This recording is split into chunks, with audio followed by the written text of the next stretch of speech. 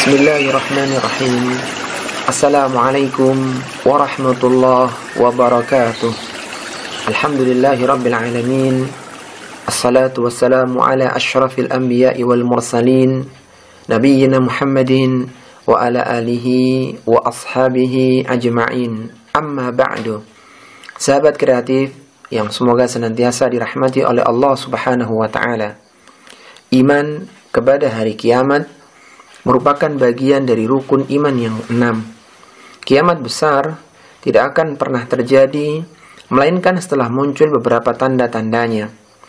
Tanda-tanda kiamat terbagi menjadi 2. Yang pertama adalah tanda-tanda kecil dan yang kedua adalah tanda-tanda besar.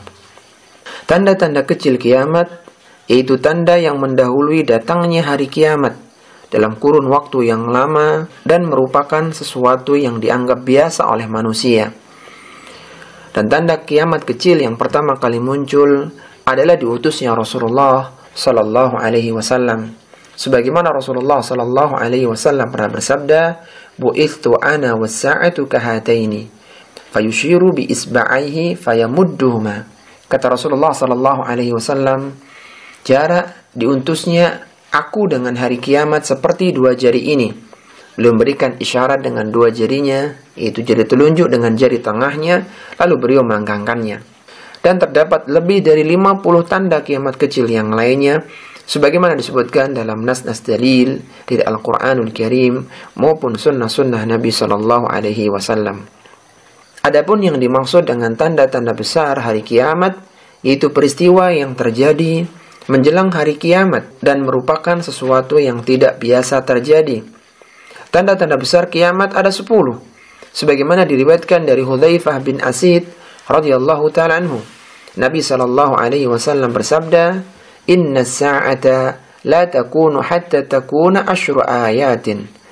Khasfun bil masyriqi wa khasfun bil maghribi wa khasfun fi jaziratil arabi wa dukhan والدجال ودابة الأرض ويأجوج ومأجوج وطلوع الشمس من مغربها والنار تخرج من قعرة عدن ترحل الناس العاشرة نزول عيسى بن مريم صلى الله عليه وسلم." Kata Nabi sallallahu alaihi wasallam, sesungguhnya kiamat tidak akan pernah terjadi hingga muncul 10 tanda sebelumnya, yaitu penenggelaman yang terjadi di barat, penenggelaman yang terjadi di timur, penenggelaman yang terjadi di Jaziratul Arab, asap, dajjal, binatang bumi, Ya'juj dan Ma'juj, terbitnya matahari dari barat, api yang keluar dari jurang Aden yang akan menggiring manusia, dan yang ke-10 adalah turunnya Isa bin Maryam sallallahu alaihi wasallam. Jika tanda besar yang pertama telah muncul, maka tanda-tanda yang lainnya akan datang secara beruntun.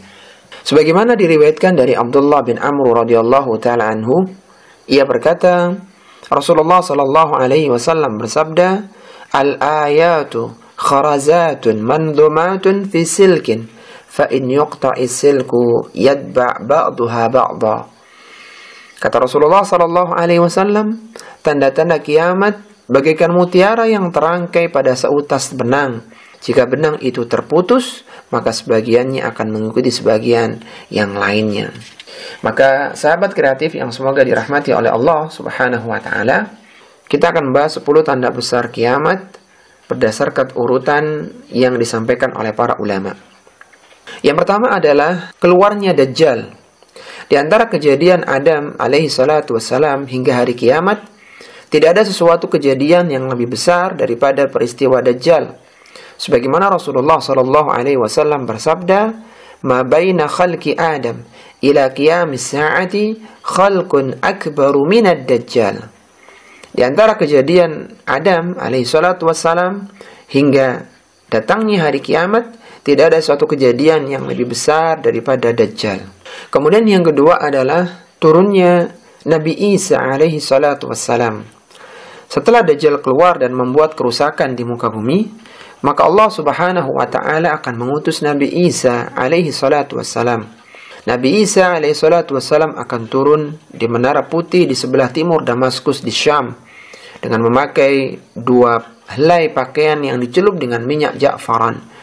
Nabi Isa alaihissalam meletakkan tangannya di antara 2 sayap malaikat. Jika ia menundukkan kepalanya, maka akan turunlah rambutnya. Dan jika ia mengangkatnya, maka berjatuhanlah keringatnya bagaikan butiran-butiran mutiara. Tidaklah seorang kafir pun yang mencium nafasnya, kecuali ia akan mati. Dan nafasnya adalah sejauh pandangannya.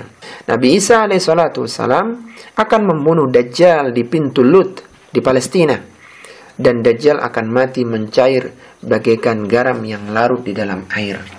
Pada masa Nabi Isa alaihissalam tersebarlah rasa aman dan keberkahan. Disebutkan dalam hadis dari Abu Hurairah radhiyallahu ta'ala anhu, Rasulullah sallallahu alaihi wasallam bersabda, "Wa yuhliqullahu al-masih ad-dajjal wa taqa'u al-amanatu fil ardi hatta tarta'a al-usudu ma'al ibil wan-nimaru ma'al baqar wadh-dhi'abu ma'al ghanam wa yal'abu sibyanu bil hayati la tadurruhum fayamkuthu fil ardi 40 sanatan thumma yatawaffa fayusalli alaihi al-muslimun." Kata Nabi SAW, pada zamannya Allah akan menghancurkan Al-Masih Dajjal.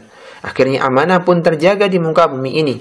Hingga harimau dapat hidup dengan unta, singa dengan sapi, serigala dengan kambing, dan anak-anak bermain dengan ular tanpa membahayakan mereka. Nabi Isa akan hidup selama 40 tahun, hingga ia meninggal dunia, lalu orang-orang muslim mensalatkannya. Kita tahu sahabat kreatif yang semoga dirahmati oleh Allah subhanahu wa ta'ala, bahwasanya Nabi Isa dulu diangkat ke langit di usia 33 tahun. Sehingga Nabi Isa akan hidup setelah diturunkan ke bumi kembali selama 7 tahun lagi. Yang berikutnya adalah tanda ketiga, Ya'jud dan Ma'jud. Ya'jud dan Ma'jud adalah manusia dari keturunan Adam alaihissalatu wassalam. Dahulu, Dzulqarnain, seorang raja yang beriman dan salih, telah membuat dinding penghalang untuk mereka. Mereka tidak dapat melobangi dinding tersebut hingga waktu yang ditentukan oleh Allah subhanahu wa ta'ala. Ya'jud dan Ma'jud senantiasa melobangi dinding tersebut sampai pada saatnya pemimpin mereka mengatakan insya Allah. Rasulullah SAW menyebutkan dalam hadisnya, yahfurunahu kulla yawmin hatta idza kadu yakhrikunahu qala alladhi alaihim irji'u فستخرقونه غدا فيعده الله كأسد ما كان حتى إذا بلغ مدتهم وأراد الله أن يبعثهم على الناس قال للذي عليهم ارجئوا فستخرقونه غدا إن شاء الله واستثنى قال فيرجعون فيجدون كهيئته حين تركوه فيخرقونه فيخرجون على الناس فيستقون المياه ويفر الناس منهم. Kata Rasulullah SAW, Ya'jud Ma'jud senantiasa melobangi tembok yang dibangun oleh Dzulqarnain itu setiap harinya hingga mereka hampir saja melobanginya. Maka pemimpin mereka mengatakan, kembalilah, kalian akan melobanginya esok hari. Kemudian Allah mengembalikan kokoh seperti semula hingga ketika tiba waktunya dan Allah berkehendak untuk mengutus mereka kepada manusia, maka pemimpinnya akan mengatakan, kembalilah, kalian akan melobanginya besok insya Allah. Pemimpinnya mengucapkan istitsna, yaitu ucapan insya Allah. Maka keesokan harinya mereka kembali dan mendapati lubang itu tetap seperti sedia kala. Seperti ketika mereka tinggalkan, akhirnya mereka berhasil melobanginya dan mereka berhasil keluar di tengah-tengah manusia, meminum air dan manusia lari dari mereka. Ya'jud dan Ma'jud akan mati dengan ulat yang menyerang pada leher mereka melalui doa Nabi Isa alaihissalatu wassalam dan para sahabatnya. Tanda yang keempat adalah 3 penenggelaman bumi. Penenggelaman ini akan terjadi sangat besar dan menyeluruh pada banyak tempat di berbagai belahan bumi, baik di bagian timur, barat, dan di Jaziratul Arab. Tanda yang kelima adalah munculnya asap. Munculnya asap merupakan tanda hari kiamat. Allah Subhanahu wa taala berfirman dalam surat Ad-Dukhan, "Fartakib yawma ta'ti as-samaa'u bidukhanin mubin, yaghshan nas hadza 'adzabun alim." Maka tunggulah hari ketika langit membawa asap yang nyata yang meliputi manusia. Inilah siksaan yang pedih. Kemudian tanda yang keenam adalah terbitnya matahari dari barat. Pintu taubat akan senantiasa dibuka selama matahari belum terbit dari barat. Ketika matahari telah terbit dari barat, maka pintu taubat telah tertutup.